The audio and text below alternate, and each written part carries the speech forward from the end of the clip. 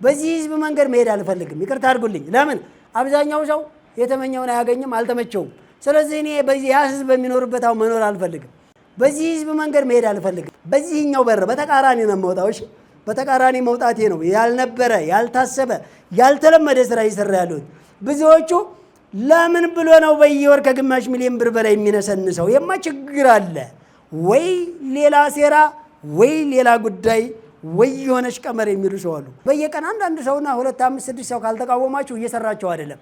አባቴ ወደ ኋላ የቀረ ማህበረሰብ ሲቃወም ነው ትክክል እንደሄድና እንደተቃረነ የሚገባ። ሁሉም እያጨበጨበ ከሆነ እንግዲህ ችግር አለ። እኔ ወጥረው ሲጠይቁኝ ነው እየሰራው እንደሆነ የሚገባኝ። እሺ ብሎ ጥኝት ካለ ሰው እንግዲህ በእነሱ መንገድ ሄጃለሁ። እንደዚህ ነው ከስር ጀምረ ጉዳዩ ዓላማው መነሻው እቅዳችን ካልገባ 1.5 ሚሊዮን ሰዎች ሚሊዮነር ለማድረግ ይቺን ሀገር በሀብትና በፖዚቲቭ ሰዎች አመለካከት ለማጥለቅለቅ አብረን ለማድረግ አብረን ስናድግ ያለው ምቾት ያለው ጸጋ ያለው እርካታ ስላልገባህ ነው ወንድሜ። አንተ ሁልጊዜ ምላጭ ዘይ ሰው ኪስ ቆራጭ ከሆነ ልክ ነህ። የሚሸጥ ሰው ይገርማል፣ ያስደነግጣል፣ ትፈራዋለህ።